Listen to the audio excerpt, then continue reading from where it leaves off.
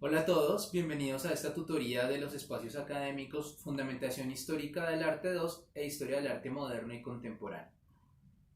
En esta tutoría vamos a abordar los contenidos y los materiales que corresponden al primer y al segundo corte, o al menos la mayoría de ellos. Es decir, vamos a revisar las unidades temáticas y las lecturas que están determinadas para este trabajo. Es importante que ustedes hayan desarrollado la lectura del texto de Gombrich, Historia del Arte, y además de las lecturas que corresponden al texto de Pierre Daix y de Julia Barroso Villar, que yo les envié a los correos electrónicos.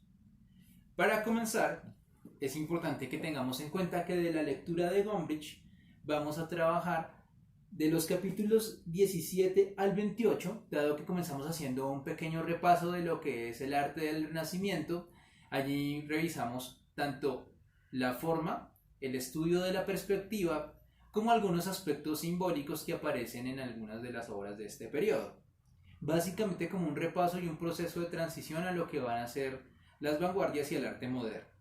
Pero antes de eso, pues es importante que tengamos en cuenta que así como también el material audiovisual, el material visual que está en el aula virtual, nos vamos a detener en lo que es el manierismo, el barroco, el rococó y el neoclásico, en términos de los estilos que aparecen en Europa después del Renacimiento.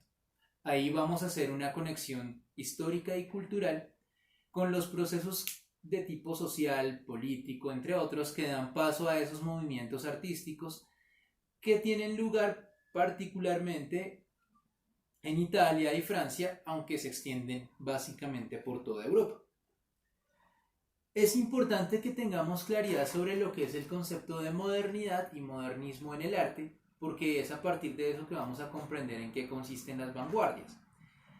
Cuando hablamos de vanguardias en general hablamos de un concepto moderno, de transformación. Recordemos que modernidad es un concepto que pertenece a la idea del proyecto ilustrado y que tiene que ver mucho precisamente con las ideas de la literatura y la filosofía ilustrada, además de los procesos que implican para Europa la Revolución Francesa como contexto histórico y cultural.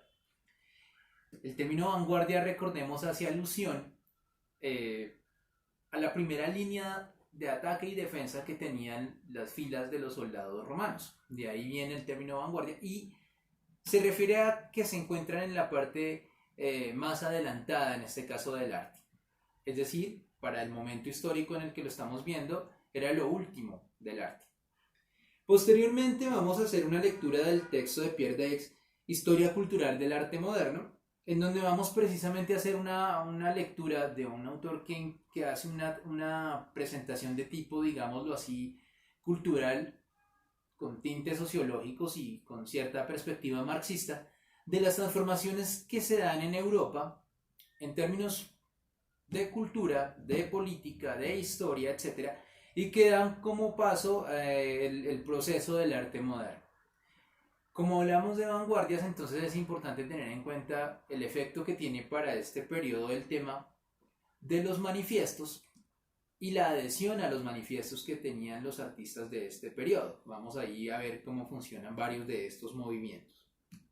Es muy importante entonces volver al tema de la forma, que va a cambiar mucho del periodo con el que iniciamos, no solamente en lo que tiene que ver con los procesos técnicos, sino con los procesos de significación, dado que vamos a dejar un poco de lado ciertos referentes, como sucedía por ejemplo, e incluso hasta el periodo, como, digamos, del barroco, en donde había referentes mitológicos, bíblicos, etc. Y vamos a empezar a ver un desarrollo de los artistas que, como lo señala la lectura auxiliar de Baudelaire, implica una salida y una terminación de los procesos en donde se articulaban el desarrollo de la obra del arte del artista con las cortes europeas y el aparecer de la ciudad moderna como contexto y como lugar en el que se desarrolla el artista moderno.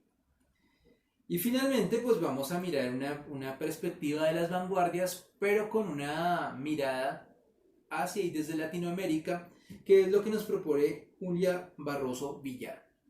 Los textos se encuentran disponibles en el aula virtual y algunas lecturas se encuentran también en sus correos electrónicos. Espero que con esto podamos dar paso a lo que va a ser la siguiente unidad y el corte 2 y 3 de Historia del Arte.